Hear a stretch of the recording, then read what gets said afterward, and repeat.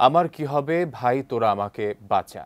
ছাত্র জনতার অভ্যুত্থানে গুলিবিদ্ধ হয়ে হাসপাতালে যাওয়ার পথে বাঁচার এমন আকুতি জানিয়েছিলেন ঢাকার মিরপুরের সাব্বির হোসেন রনি। সেদিন একের পর এক ৩ হাসপাতালে নেওয়া হয়, তাকে শেষ পর্যন্ত বাঁচানো যায়নি। আবুল কালাম আজাদের রিপোর্ট।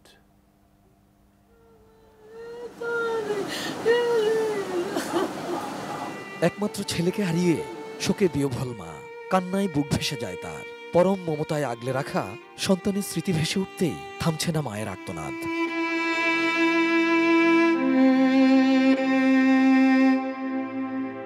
৫ আগস্ট বিকেল ৩টা। তখনও ছেলের পেটে পড়েনি দুপুরের খাবার। না খেয়েই মিরপুর ১২ নম্বরের দ্বীপনগর মহল্লার ডি ব্লকের বাসা থেকে বের হন সাব্বির হোসেন রনি। এক পর্যায়ে মিরপুর মডেল থানার পাশে একটি শপিং মলের সামনে ছাত্র জনতার অভ্যুত্থানে গুলিবিদ্ধ হন। তাকে উদ্ধার করে কাছের একটি হাসপাতালে নিয়ে যায় সেনাবাহিনী। সেখান থেকে ফেরত পাঠালে মিরপুরের ইসলামিয়া হাসপাতাল ঘুরে কুর্মিটোলা হাসপাতালে নেওয়া হয় রনিকে। ততক্ষণে নিথর হয়ে যায় তার দেহ। আমরা দেখছি যে একটা লোকেরে গুলি খাইছে, তো নিয়ে আসতেছে। আমরা রোড ক্লিয়ার করতেছি, ইভেন কি সেনাবাহিনীর গাড়িতে আমরাও উঠাই দিছি, কিন্তু আমরা এত লোকের মাঝখানে তার চেহারাটি দেখিনি। আমরা যে আমার যে ফ্রেন্ড আমার সামনে দিয়ে আমরা উঠাই দিতেছি, আমরা এটা বলতেও পারি না। এটার মতন দুঃখ কষ্ট এটা বলে সহ্য করা যাবে না। মায়ের আদেশ না মেনে বাসা থেকে বের হয়েছিলেন রনি। অন্যদিন ফোনে কথা হলেও 100% কপার কন্ডেন্সারে তৈরি ভিশন ফ্রিজ, তাই গুণে মানে অটুট থাকে বছরের পর বছর। সেদিন আর ছেলের সাথে কথা হয়নি তার। সন্তান হারানোর বেদনায় ব্যথাতুর মায়ের মন। হাসপাতাল নেয়ার পথে বারবার ছেলের বাঁচার আকুতির কথাই মনে পড়ছে তার। বলে কইছে মারার সময় কইছে যে আমার কি কিছু হইবে না, ভাই তোরা আমারে বাস, আমার কি কিছু হইবে না।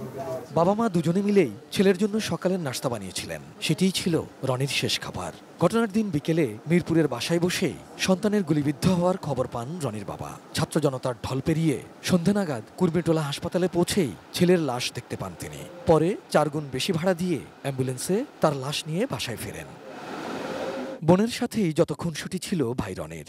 বোনের বিয়ের সবকিছু সামাল দিয়েছিলেন তিনি। গেল ঈদের উপহারও পেয়েছিলেন বোনের কাছ থেকেই। ওর পছন্দ মতোই আমার বাসার পুরো গেট সাজানো, প্রায় ৬ দিন আমার বাসার পুরো গেট সাজানো ছিল। গেট ২ দিনের বেশি আব্বু সাজাবে না, এটা নিয়ে যেই ঝগড়া, না কেন ২ দিন সাজাবো, আমার একটাই বোন। উচ্চ মাধ্যমিক উত্তীর্ণ রনি গুলশানের একটি কম্পিউটার সরঞ্জাম সরবরাহকারী প্রতিষ্ঠানে চাকরি করতেন। যেদিন অফিস বন্ধ থাকত সেদিন বন্ধু বান্ধবদের সাথে কোটা সংস্কার আন্দোলনে যোগ দিতেন। ছেলের জন্য বীর শহীদের মর্যাদা চান রনির বাবা। জোর দাবিতে এদের কাছেও আমার ছেলের শহীদের নাম যেন থাকে। আমিও যেন একজন শহীদের পিতা হয়ে আমি বলতে পারি আমার ছেলেও শহীদ হয়েছে তোমাদের জন্য। Abul Kalam Azad, ATN news, Dhaka.